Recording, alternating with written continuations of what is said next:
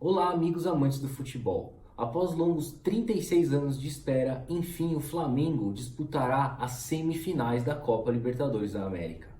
Isso graças ao empate diante do Internacional por 1-1 em pleno estádio do Beira-Rio. Bom, e para falar um pouco mais sobre esse jogo entre Internacional e Flamengo pelas quartas de final da Copa Libertadores, o Flamengo desembarcou na capital gaúcha com uma situação bastante confortável.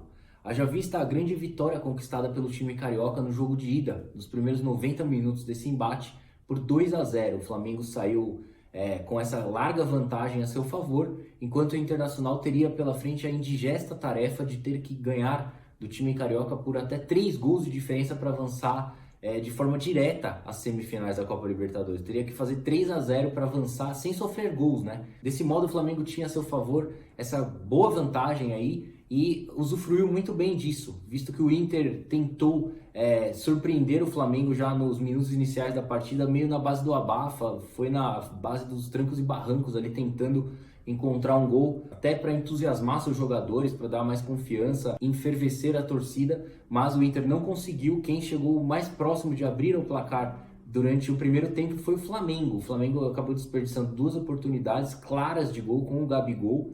Ele acabou não aproveitando as chances que teve e, desse modo, o primeiro tempo terminou empatado sem gols, o que aumentou ainda mais a pressão do Inter para a segunda etapa. Bom, e no segundo tempo o Inter voltou melhor. Acredito que por conta da substituição realizada por Odair Helma ainda no início da segunda etapa.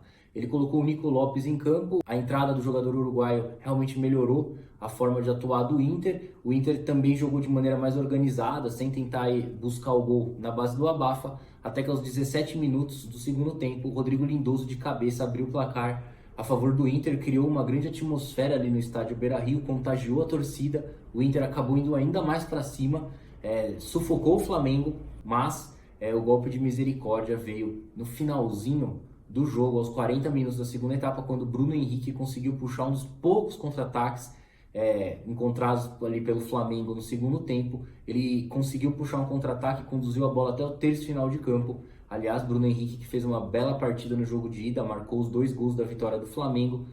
No segundo jogo agora, conseguiu puxar esse contra-ataque, deu a bola de bandeja para o Gabigol apenas empurrar para o fundo do gol de Marcelo Lomba, selando aí a classificação do Flamengo às semifinais da Copa Libertadores após 35 anos fora dessa fase do torneio continental. Essa classificação do Flamengo às semifinais da Copa Libertadores veio apenas coroar o excelente momento vivido pelo time da Gávea aí, que no final de semana passado já havia conquistado a liderança do Campeonato Brasileiro, depois de vencer o Ceará em pleno Estádio Castelão por 3-0, com uma atuação digna de aplausos, né? O Flamengo que vive um momento realmente muito bom, tudo motivado pela chegada de Jorge Jesus, né?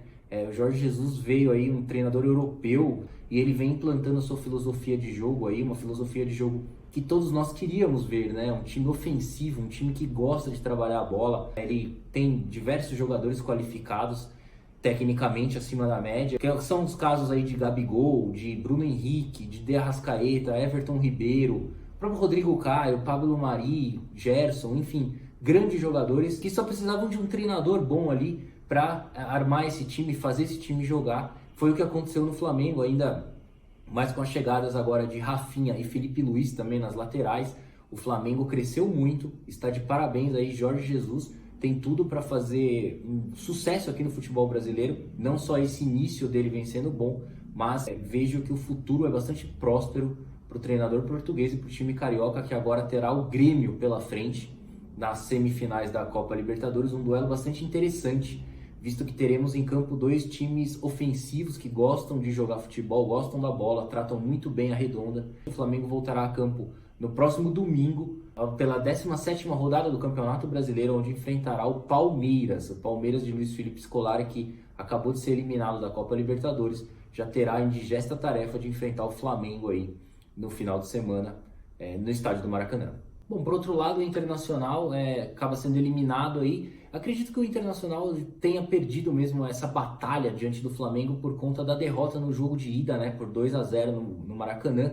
Ali as chances do Inter diminuíram muito por conta desse resultado. O Dyer Hellman armou o time muito mal no primeiro jogo, pelo menos na minha opinião. Ele armou o time de uma maneira muito defensiva, jogou um futebol muito conservador, pragmático, armou uma retranca ali tentando levar o 0 a 0 para o jogo de volta, mas no final do jogo ali, nos 30 minutos da segunda etapa, o Bruno Henrique acabou marcando um gol que desestabilizou totalmente o Colorado. Depois, aos 35 ainda, ele ampliou essa vantagem para o Flamengo e aí sim a vaca foi para o brejo. O Inter tinha uma missão muito difícil no jogo de volta, realmente não conseguiu. O Inter tem uma grande equipe, embora tenha sido eliminado aí da Copa Libertadores, o ano não acabou para o time gaúcho, muito pelo contrário. O Inter está a um passo aí da final da Copa do Brasil, já que venceu o jogo de ida das semifinais do torneio da Copa do Brasil, aí bateu o Cruzeiro por 1 a 0 no estádio do Mineirão e terá na próxima quarta-feira, na semana que vem, o jogo de volta no Beira-Rio para confirmar essa vaga aí na decisão da Copa do Brasil. Portanto, o Inter agora voltará todas as suas atenções à Copa do Brasil, que virou prioridade para o time de Odair Hellman. Já que no Campeonato Brasileiro o Inter ocupa apenas a 7ª colocação na tabela, tem uma desvantagem muito grande em relação ao líder, então a Copa do Brasil agora é a galinha dos ovos de ouro do Internacional aí até o final do ano. Vamos ver, até porque a chance de termos um Grenal aí na final da Copa do Brasil é grande, já que o Grêmio também venceu o seu jogo de ida por 2 a 0, bateu o Atlético Paranaense, então os dois times gaúchos podem se enfrentar aí num duelo que será certamente memorável para o futebol brasileiro. Para finalizar, o Internacional volta a campo agora no próximo sábado, quando enfrentará o Botafogo pela 17ª rodada do Campeonato Brasileiro, para assim depois enfrentar o Cruzeiro no jogo de volta aí da Copa do Brasil. Bom, gente, então é isso aí, eu vou ficando por aqui. Agradeço mais uma vez a sua atenção. Até a próxima. Tchau, tchau.